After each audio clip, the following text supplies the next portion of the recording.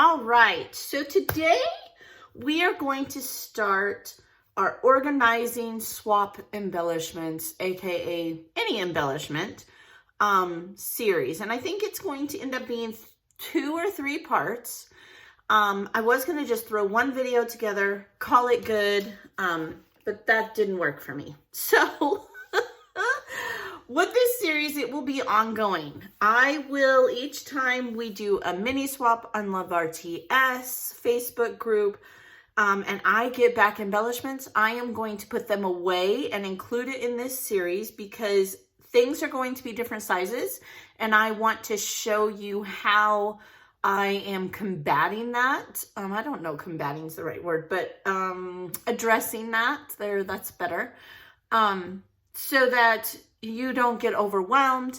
And I have found this system works good for me. Now, I do my embellishments in several ways because we all use embellishments in several ways, and honestly, there's just some things that won't fit in a certain way of organizing, but it does the other.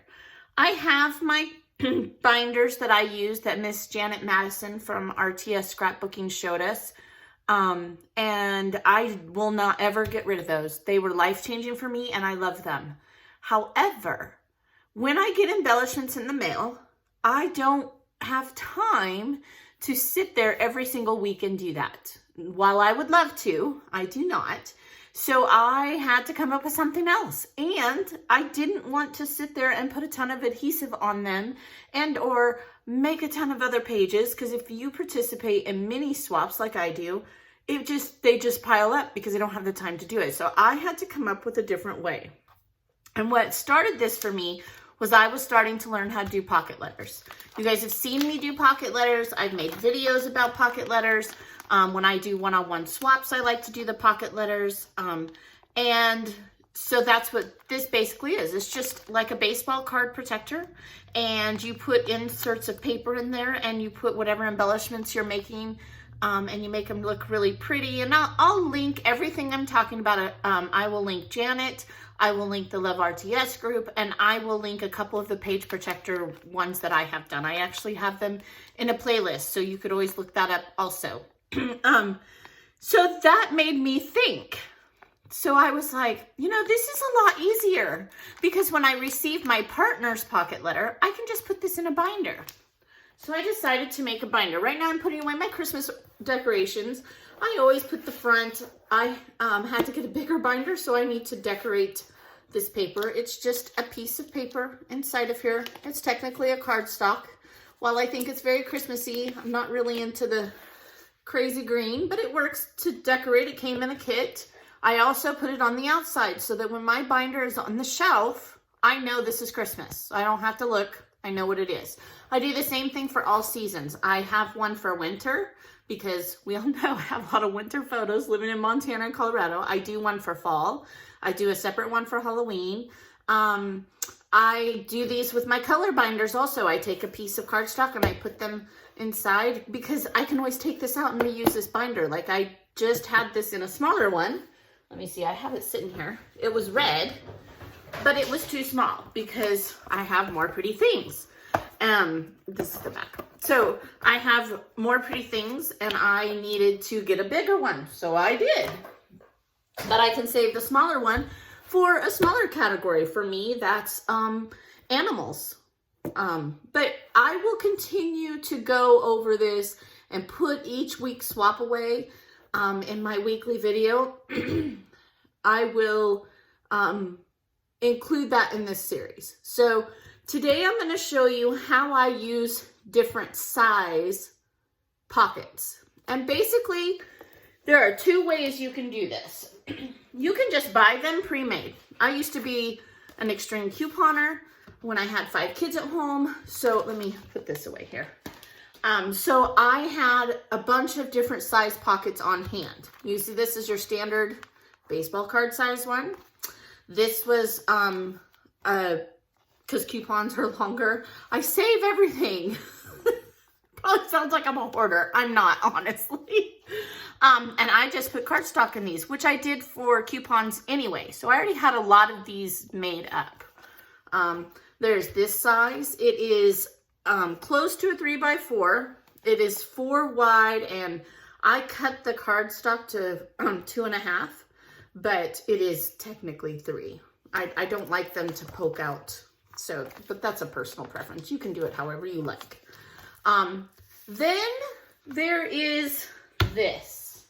I made this myself. Now you can buy them. You can get on Amazon, and you can put in the comments divided page protectors, and you will see every type of divided page protector on Amazon. You will. If you just type in divided page protectors on Amazon, you will get all different kinds of division, like this one here.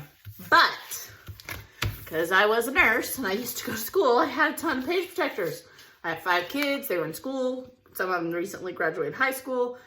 I've always saved them because I'm like, I don't know what I would use them for, but now I do. I made my own. I made some that are this size, and these are the Office Depot page protectors, and I'm going to show you today in video how to do that. You can customize these to whatever size you want. You will see that I have different paper. Get those papers you don't like that come in your kits. Use them to divide them. The reason you want to do that is because then you can use the front of the pocket and you can use the back of the pocket. You can get double the embellishments in each page protector. So this is how I store branding strips. This is how I store large titles that I make. You will notice that one size is bigger than the other. I did that on purpose. You can do this however you want. Whatever embellishment that you have, you can make a page protector to fit. You can buy the pre-made ones. Like I said, just put it into Amazon, divided page protector, and you can get them in bundles. They're not expensive. They're not. But I decided to use what I have, and until I run out of page protectors, I am going to make my own. So I'm going to show you how I'm going to do that. Now, I am going to use the We Are Memory Keepers Fuse tool. Let me get it in camera here today. That's what I am going to use. I am going to mark my page protectors, and then I am going to create it by fusing it on its own. Now, you have to have one of these as far as I know to make it. If you know a different way, go to town. I don't know any other way to do it. I'm also going to use a craft knife, and I am going to use a small rotary cutting board and my T-square. Okay, those are the things I am using to make my own. Now, you could find a different way to do it. There's no wrong way. It's still my motto, but that's how I'm going to do it and how I'm going to show you today. So, this to me is another game changer because I can use things that I have and I can adapt it to what I need.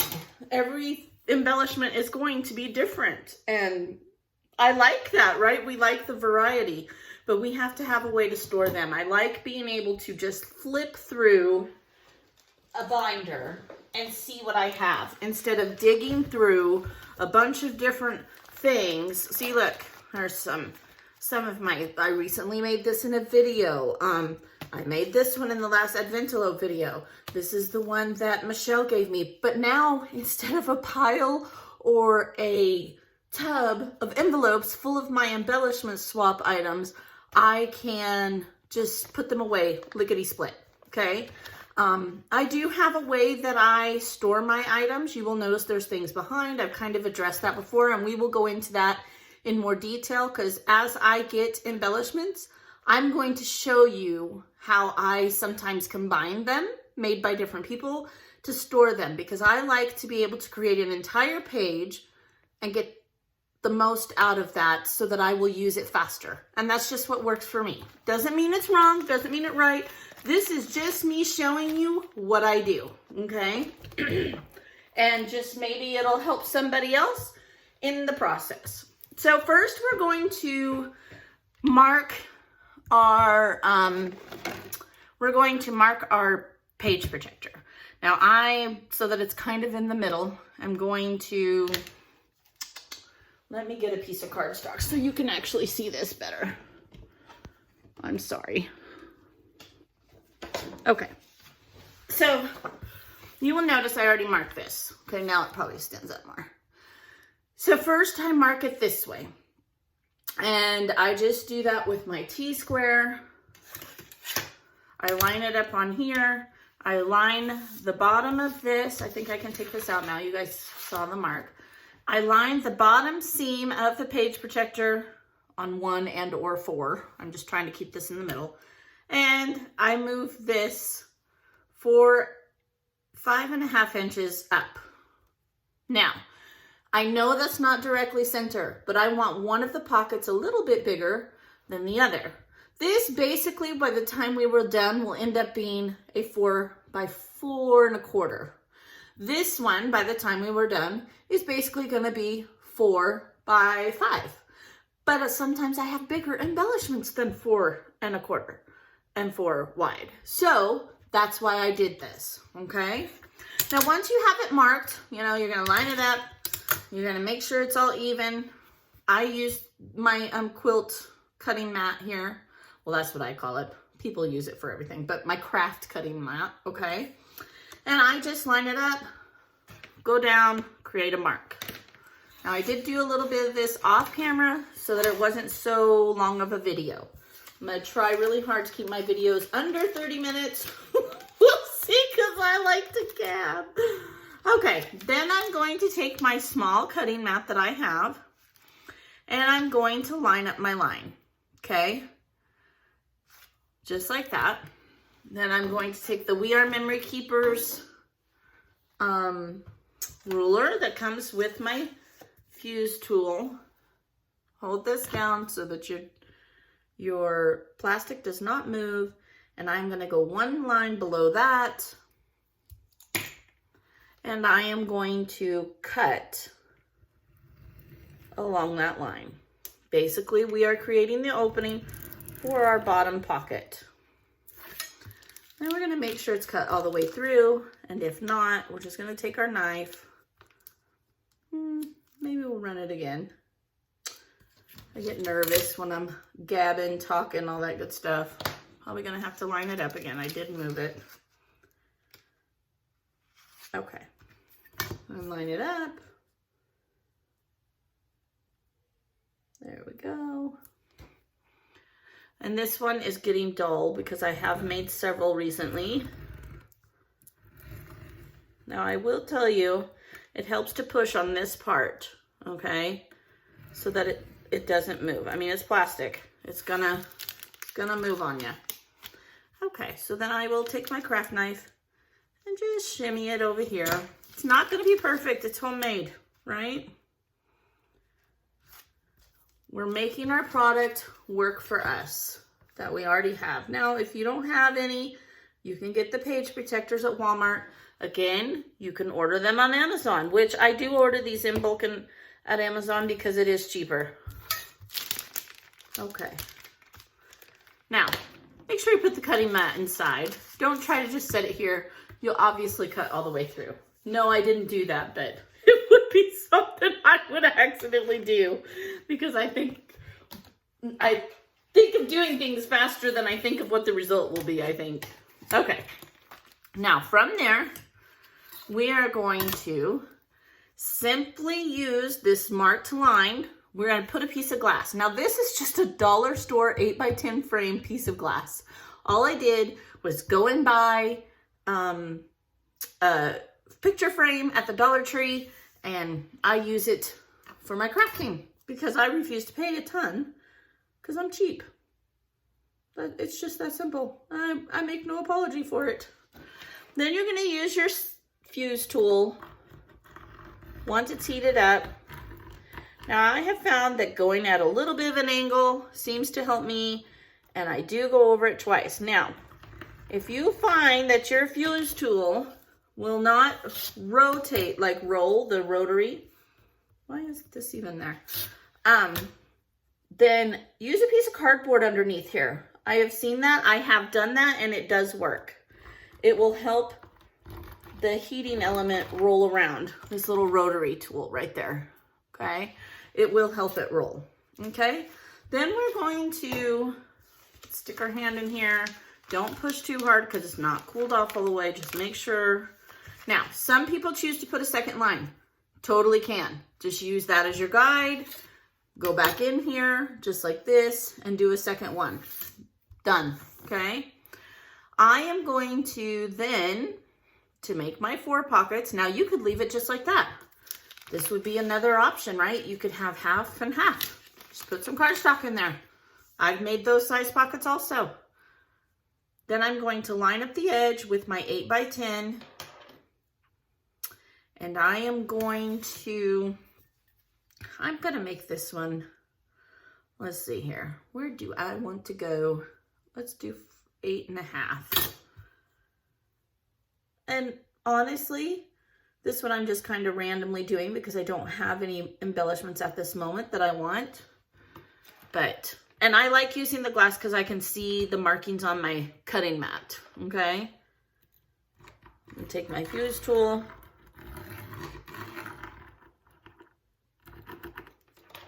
Go right down, slide this down. Same thing, right?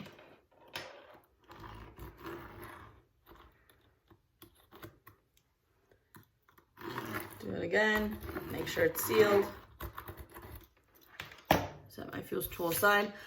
I have noticed also if I allow it to heat up in between uses, it does do better also, okay? And there's our pocket.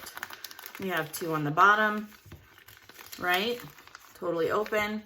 I did cut, now I just kind of eyeballed this, so I don't even know if these are gonna be right. These were the ones I was doing. Yeah, see, I didn't, but here, it'll fit in that one. It's a little bit, because I made this one a little off. I wasn't precise. I was trying to hurry. But you see how that works? And now I can put embellishments inside of here and put them in my binder. And you can organize your binders however you like. I will go over how I organize my binders, that's coming. But for today, that is my way of organizing embellishments.